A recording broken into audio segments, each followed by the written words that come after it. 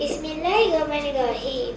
Air jernih dari pegunungan mengalir tenang ke dalam kolam. Assalamualaikum wahai hadirin sekalian. Marilah kita mulai dengan hati yang salam. Assalamualaikum warahmatullahi wabarakatuh. Terima kasih kepada pengurusi majlis, barisan hakim dan seterusnya hadirin yang saya hormati. Kawan-kawan, nak tahu cerita saya? Pergi memanah di Bukit Kinta, mati di panas seirama. Isra dan Mi'raj tajuk cerita, marilah kita hayati bersama. Isra Mi'raj merupakan salah satu peristiwa paling agung dalam sejarah Islam.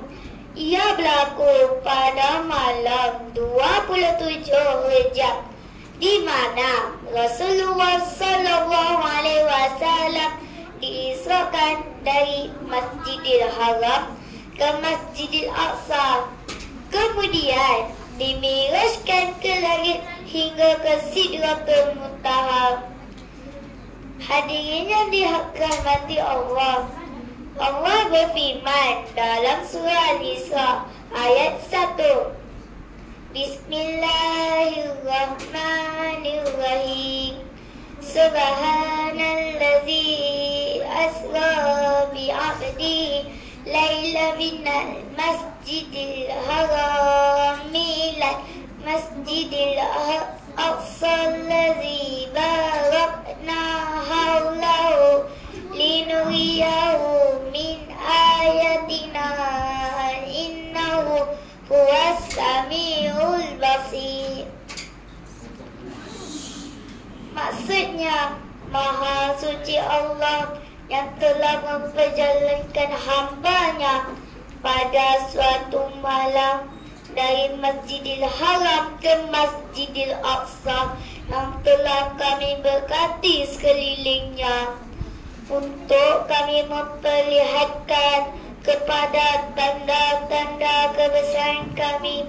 Sesungguhnya Dia Maha mendengar lagi Maha melihat.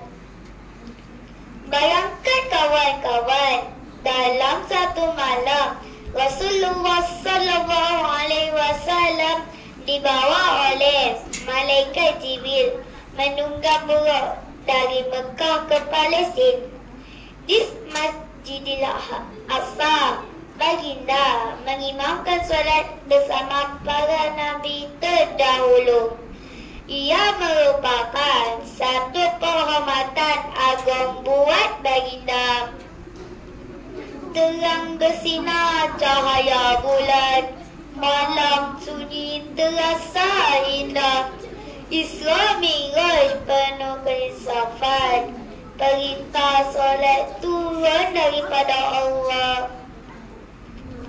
Selepas itu bermulalah Mi'raj, iaitu perjalanan ke langit. Rasulullah SAW naik ke langit demi langit bertemu para nabi seperti Nabi Adam, Nabi Isa, Nabi Musa, dan akhirnya baginda sampai ke Sidratul Muntaha. Di sinilah Allah memfadukan solat. Pada awalnya 50 waktu solat sehari semalam. Namun atas nasihat Nabi Musa dan belas kasihan Rasulullah SAW terhadap umatnya, baginda memohon pengurangan dan berulang alik menemui Allah. Pada akhirnya baginda sampai ke Sidratul Muntaha. Pada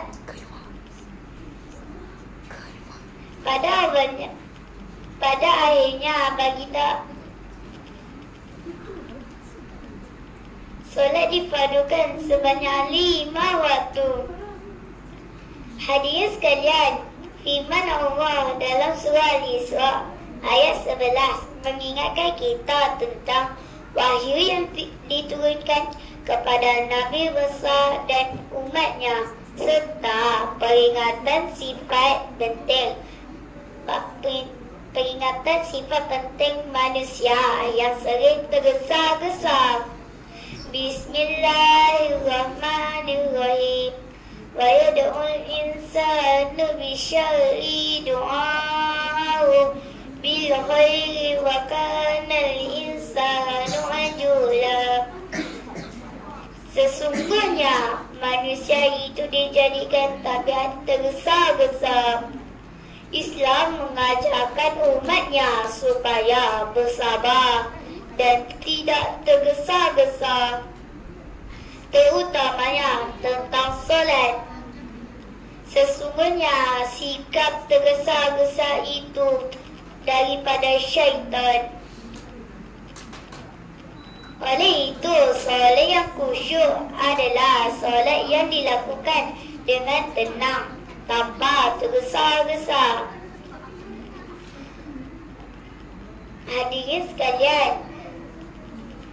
Hadirin sekalian, Isra Mi'raj merupakan peringatan penting bahawa solat adalah tiang agama.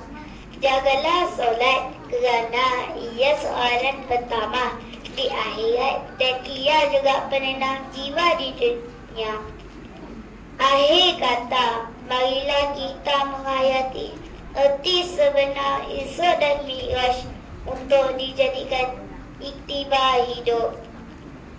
Burung pipit terbang ke awan, hinggap sebentar di atas batu. Kalau ada salah, mohon dimaafkan. Semoga kita jumpa di lain waktu. Sekian, wabillahi taufiq wal hidayah. Wassalamualaikum warahmatullahi wabarakatuh.